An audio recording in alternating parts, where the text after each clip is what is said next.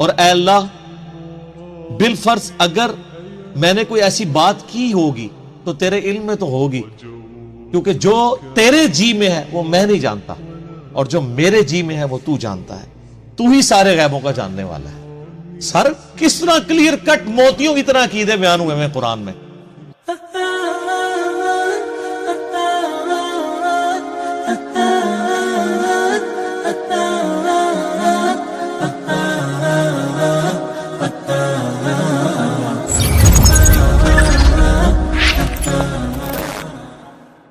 وَلَمَّا جَاءَهُمْ كِتَابٌ مِّنْ عِنْدِ اللَّهِ، اور جب آ گئی ہماری یہ کتاب اللہ کی طرف سے، یعنی اب قرآن کا اللہ ذکر کر رہا ہے۔ ہسٹری بتاتے ہیں کہ یہ بنی اسرائیل وہ ناہنجار ہیں، انہوں نے اپنے یہودی پیغمبر عیسیٰ ابن مریم علیہ السلام کا انکار کر دیا تھا، تو ہمارے اس پیغمبر کو جو بنو اسماعیل میں سے ان کو کیسے ماننا ہے؟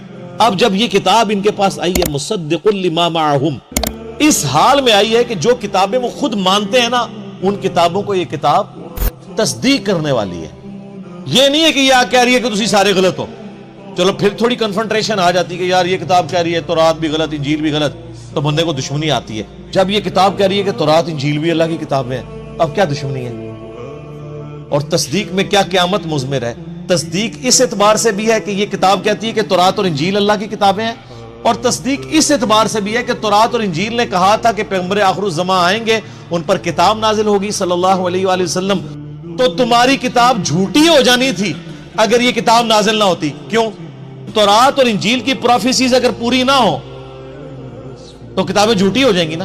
تو قرآن کا آنا ان کتابوں کو سچا کر رہا ہے کہ ان میں جو لکھا تھا نا کہ آخری پیغمبر نے آنا ہے، تو قرآن نے آ کے ان کتابوں کی عزت میں اضافہ کر دیا ہے۔ یہ تصدیق کرنے والی ہے، ان کتابوں کو بھی درست کہہ رہی ہے، اور پریکٹیکلی فزیکلی زبان حال سے مصدق بن کے آئی ہے ان کتابوں کی۔ مصدق لما معہم وکانوا من قبل، اور جب اس سے پہلے ان یہودیوں کی حالت تھی یستفتحون علی الذین کفروا، یہ کافروں پر فتح مانگا کرتے تھے اللہ تعالیٰ سے۔ قرآن نازل ہونے سے پہلے تو اس قرآن کے اور اس پیغمبر کے یہ اتنے شہدائی تھے کہ جب کافروں سے ان کی جنگیں ہوتی تھی تو جنگوں میں جب ان کو شکست ہوتی تھی تو اس کتاب اور پیغمبر کے ذریعے سے اللہ کی طرف دعا مانگا کرتے تھے۔ کیا؟ کہ یا اللہ اس پیغمبر کو جلدی جلدی بھیج، اس کے ساتھ مل کر ہم پوری دنیا میں تیرا نام روشن کریں گے۔ ظاہر ان کی کتابوں میں تھا آخری پیغمبر نے آ کے رومن اور پرشین امپائر گرانی ہے۔ والذی ارسل رسولہ بالہدی ودین الحق لیظہرہ علی الدین کلہ، تو موجود تھا۔ آج بھی آپ انجیل کھول کے دیکھیں، میں نے قرآن کے تعارف میں کئی آیات بتائی ہیں۔ گوسپل آف جان جو ہے، یوحنا کی انجیل جو 4 چیپٹر ہے نا، ان میں سے ایک یوحنا کی انجیل ہے، اس میں چیپٹر نمبر 15 سے 18 تک موجود ہے۔ عیسیٰ ابن مریم کہتے ہیں کہ مجھے تم سے بہت کچھ کہنا ہے لیکن ابھی تم متحمل نہیں ہو ان باتوں کے۔ وہ ہستی جب دنیا میں آئیں گی نا، وہ تمہیں وہ ساری باتیں سکھائیں گی، وہ اپنی خواہش سے کچھ نہیں کہیں گے، ان کے منہ میں اللہ اپنا کلام ڈالے گا۔ وما ينطق عن الهوى ان هو الا وحی یوحى، وہی بات قرآن میں آئے گی، اور وہ دنیا میں میرا نام روشن کریں گی۔ دنیا میں عیسیٰ ابن مریم کا نام کس نے روشن کیا ہے؟ نبی صلی اللہ علیہ وسلم۔ کس اعتبار سے کہ یہودیوں نے جو ان پہ جھوٹے بلیم لگائے، ان کو معاذ اللہ دجال کہا، ان کی والدہ پہ تہمت لگائی، وہ بھی دور کی سورہ مریم کے ذریعے، اور عیسائیوں نے جو ان کے بارے میں ڈیوینٹی کلیم کی، تو اللہ تعالیٰ نے وہاں پہ بھی حضرت عیسیٰ کی صفائی پیش کی ہے۔ لقد کفر الذین قالوا ان اللہ هو المسیح ابن مریم، بے شک کافر تو اصل میں وہ لوگ ہیں جو کہہ رہے ہیں کہ عیسیٰ ابن مریم اللہ ہی نے عیسیٰ کا روپ دھار لیا ہے۔ وقال المسیح، جبکہ مسیح تو ایسا نہیں تھا۔ مسیح تو کہا کرتے تھے وقال المسیح یا بنی اسرائیل اعبدوا اللہ ربی و ربکم، اے بنی اسرائیل عبادت کرو اس رب کی جو میرا بھی رب ہے تمہارا بھی رب ہے۔ انہ من یشرک باللہ فقد حرم اللہ علیہ الجنہ ومأواہ النار وما للظالمین من انصار، بے شک جو کوئی اللہ کے ساتھ شرک کرے گا اللہ نے اس پہ جنت حرام کر دی ہے، اس کا ٹھکانہ دوزخ ہے، وہاں اس کا کوئی مددگار نہیں ہوگا۔ یار کیا شان ہے حضرت عیسیٰ کی۔ قرآن میں ہے وجیہا فی الدنیا والآخرہ، وجاہت والے ہیں اس دنیا میں بھی اور آخرت میں بھی۔ جس کے اوپر ایلیگیشن لگے اور اللہ اس سے الزام دور کر رہا ہو کہ مسیح ایسے نہیں تھے، وہ تو میرا ہی نام لیا کرتے تھے۔ اچھا یہ ایک رخ ہے، لیکن اللہ تو آپ کو بتایا بڑا ڈڈ ہے۔ اللہ کا ایک دوسرا رخ بھی ہے اسی ٹاپک کے اوپر، وہ سورۃ المائدہ کا آخری رکوع ہے۔ قیامت کے دن جو حضرت عیسیٰ اور اللہ کی ملاقات ہونی ہے، سر وہ بندہ کانپ اٹھتا ہے۔ وہ جب یہ چیپٹر آتا ہے نا، اس میں جب زندگی شروع ہوگی، وہ جو ناول کا میں نے تعارف کروایا تھا، اس میں انہوں نے اس کو فلمایا ہے آڈیو ریکارڈنگ میں، ریٹن فارم میں۔ حضرت عیسیٰ ابن مریم، اللہ تعالیٰ فرمائے گا اے عیسیٰ کیا تو نے کہا تھا کہ تجھے اور تیری ماں کو میرے سوا معبود ٹھہرا لیا جائے؟ ہائے ہائے، حضرت عیسیٰ علیہ السلام کی اس وقت کیا حالت ہوگی؟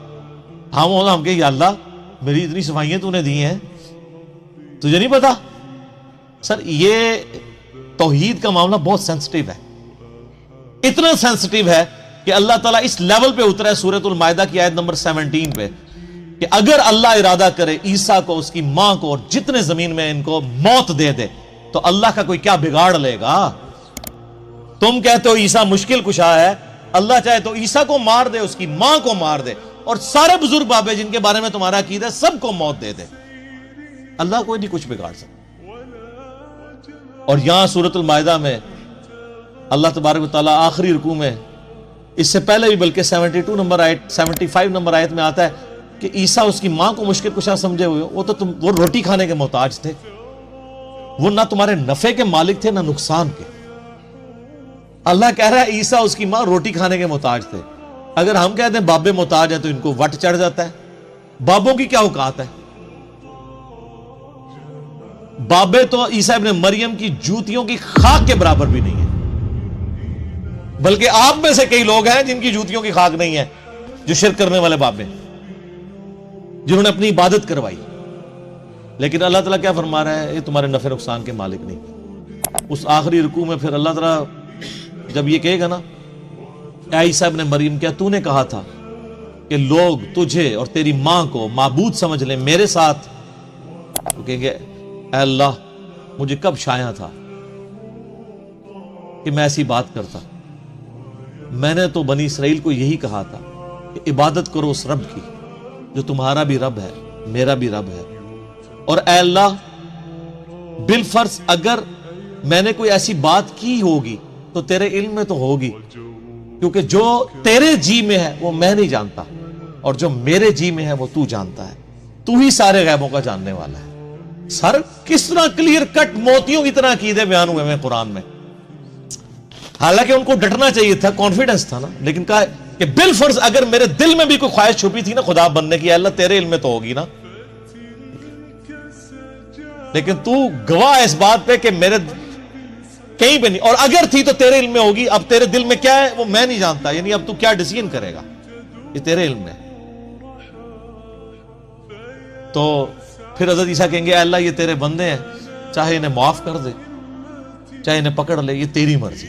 یعنی توحید کی باری آئی تو انبیاء کرام بھی سائیڈ پہ، کیونکہ ان کو اپنی فکر پڑ گئی۔ اور یہاں 1.5 ارب پونے 2 ارب عیسائیوں نے حضرت عیسیٰ کے بارے میں یہ عقیدہ رکھا ہے، انہوں نے چھڑا لینا ہے، اور معذرت کے ساتھ آپ لوگوں نے بھی یہ عقیدہ رکھا ہوا ہے۔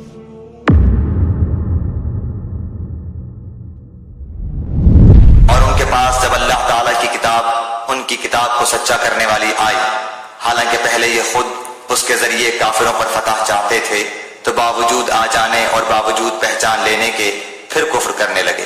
اللہ تعالیٰ کی لعنت ہو کافروں پر۔